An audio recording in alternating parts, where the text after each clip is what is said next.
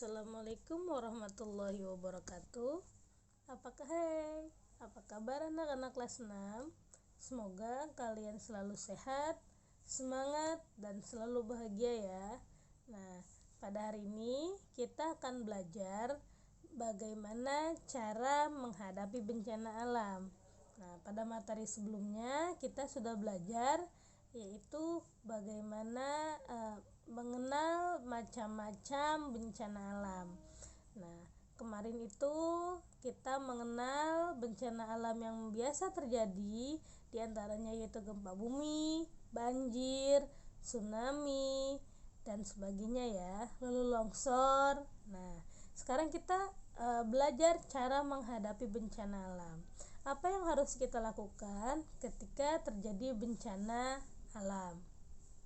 Nah, di sini yang akan kita pelajari yaitu bagaimana ketika terjadi gempa bumi, ya kan?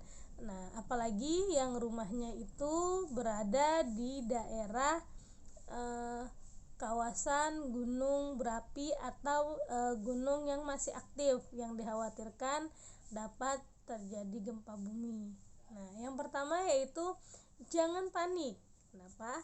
Ketika kalian panik, maka kalian akan lupa harus melakukan apa ya, seperti itu. Nah, ketika kalian menghadapi gempa bumi, yang pertama jangan panik ya. Nah, ketika kalian berada di dalam rumah, langsung berlindung di bawah meja. Ya, ketika kalian berada di luar rumah, cari tempat atau lapangan yang luas. Ya, itu. Nah, selain itu yang kedua, kalau kalian berada di dalam rumah, nah matikan alat-alat elektronik. Kenapa? Dikhawatirkan itu dapat menjadi pemicu kebakaran. Ya. Yang ketiga, jika kalian sedang di jalan raya, kurangi kecepatan dan berhenti di bahu jalan.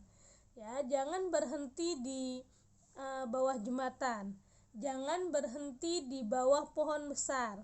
Jangan berhenti di bawah papan reklame. Ya, berhenti di bahu jalan yang lapang. Kenapa? Karena dikhawatirkan ketika terjadi gempa, kalian berdiri di bawah jembatan, berhenti di bawah jembatan, jembatannya akan amblas. Ketika kalian berdiri di bawah pohon besar, pohon besarnya akan tumbang. Dan ketika di bawah papan reklame, kalian dikhawatirkan papan itu akan terjatuh menimpa kalian sehingga kalian akan menjadi korban. Ya. Yang keempat yaitu selamatkan jiwa kalian. Ya. Jangan memikirkan apapun, jangan memikirkan harta benda. Ketika terjadi gempa, yang harus diselamatkan nomor 1 adalah jiwa kalian. Jangan lupa evakuasi keluarga, bawa ke tempat yang menurut kalian aman. Ya. Nah, ketika terjadi gempa, ingat, jangan panik. Ya. Yang kedua, matikan alat-alat elektronik. Ketika kalian berada di rumah, ya, cabut atau matikan aja langsung sikringnya dari luar. Nah, kalau kalian di jalan raya, kurangi kecepatan dan berhenti di bahu jalan yang lapang. Nah, yang keempat ini yang paling penting, selamatkan jiwa kalian dan evakuasi keluarga. Karena nyawa itu nomor 1. Ya, nyawa itu tidak dapat dibeli atau diganti dengan uang. Ya. Nah, selanjutnya yaitu bagaimana cara menanggulangi banjir. Nah, mungkin teman-teman yang kemarin ketika terjadi hujan besar, rumahnya itu mengalami kebanjiran. Nah, cara kita menanggulanginya agar tidak terjadi hal-hal seperti itu. Nah, ini ada 5 ya. Yang pertama itu jangan menebang pohon di hutan sembarangan. Kenapa? Karena ternyata pohon itu menjadi salah satu tempat resapan air. Ya, akar-akar pohon itu dapat menyerap air sehingga dapat mengurangi banjir.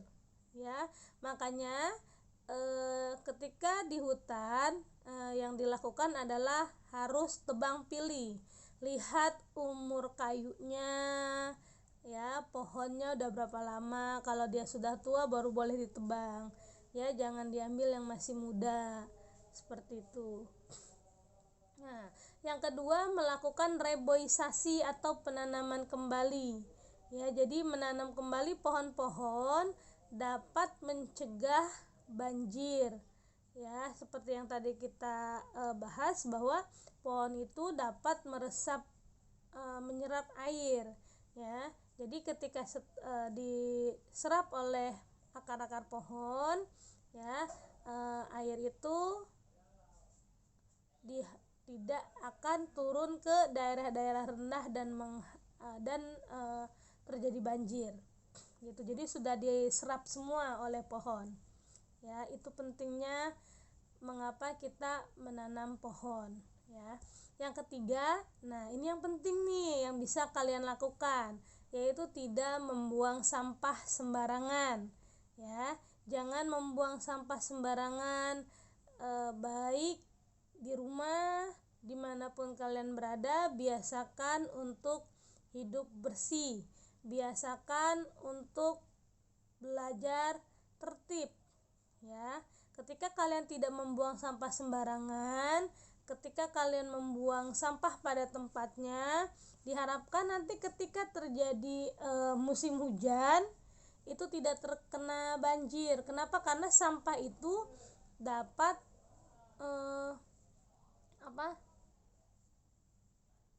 membuat selokan macet, ya kan? Karena banyak sampah, selokannya macet.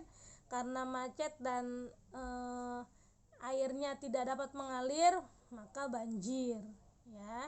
Nah, ini yang harus kalian lakukan dari diri kalian sendiri sedini mungkin dari sekarang, ya. Belajar untuk tertib, untuk bersih, tidak membuang sampah sembarangan, ya.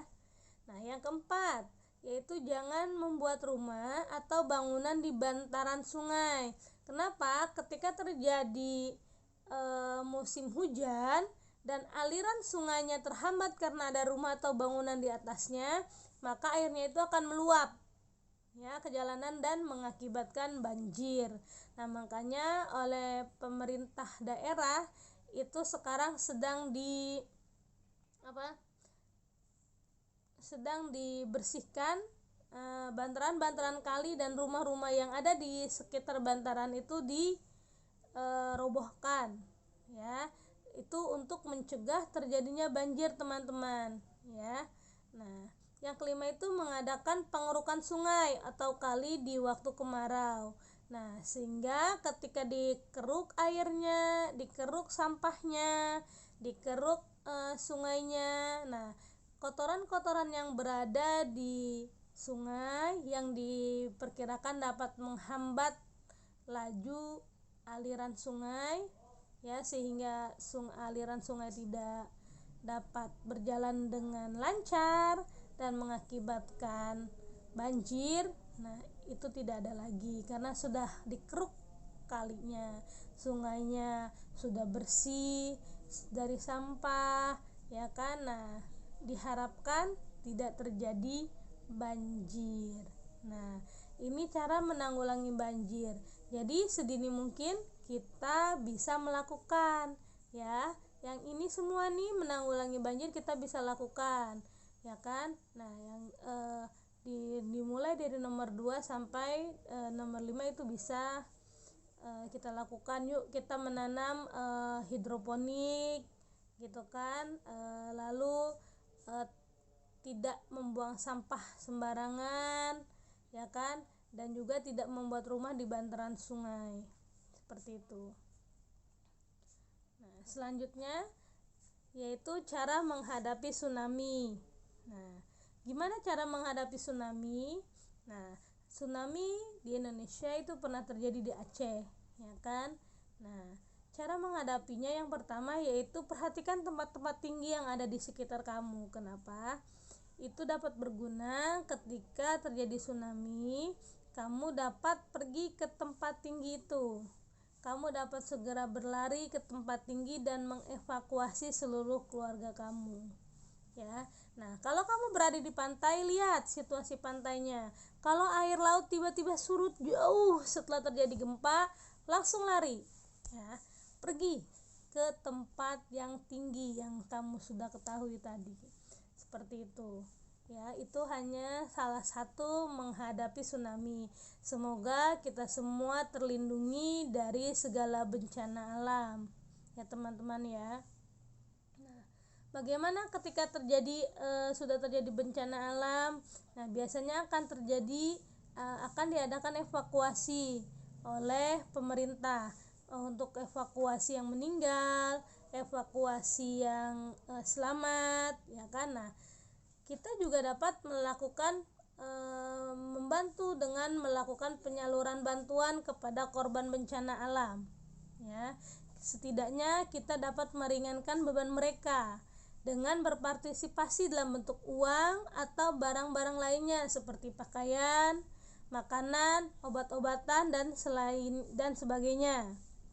Nah, barang-barang yang kita sumbangkan ini boleh diberikan kepada disalurkan melalui pemerintah kah, atau lembaga sosial, atau kita langsung terjun langsung ke daerah bencana. Silahkan ya, diharapkan bantuan yang kita berikan itu dapat membantu meringankan beban saudara-saudara kita yang mengalami bencana alam. Ya, semoga dengan bantuan yang kita berikan sedikit dapat membantu mereka dan juga dapat melatih kepedulian kita kepada sesama. Kita dapat berempati, juga dapat ikut merasakan ya bagaimana kalau misalkan yang terjadi adalah kita, seperti itu ya. Nah, tugas PS hari ini, ini anak-anak, silahkan kalian tulis di buku tulis, kemudian kalian kirim ke ibu ya. Yang pertama, apa yang dimaksud dengan gejala alam? Nah, ini udah kita bahas nih ya kan pada materi-materi sebelumnya. Nah, yang kedua, jelaskan beberapa tanda akan meletusnya gunung berapi. Ayo yang masih ingat. Yang ketiga, bagaimana cara kita mendukung terhadap upaya pelestarian alam? Ayo, bagaimana? Silahkan tugas ini kalian tulis di buku, kemudian kalian kirim ke ibu ya. Nah, apabila materi hari ini ada yang belum kalian pahami atau ingin ada yang kalian tanyakan, silahkan hubungi ibu ya. Semangat, jangan menyerah. Selalu belajar di mana saja, kapan aja, karena belajar tidak mengenal usia, tidak mengenal batas, dan juga tidak mengenal jarak. Ya. Sekian, wassalamualaikum warahmatullahi wabarakatuh.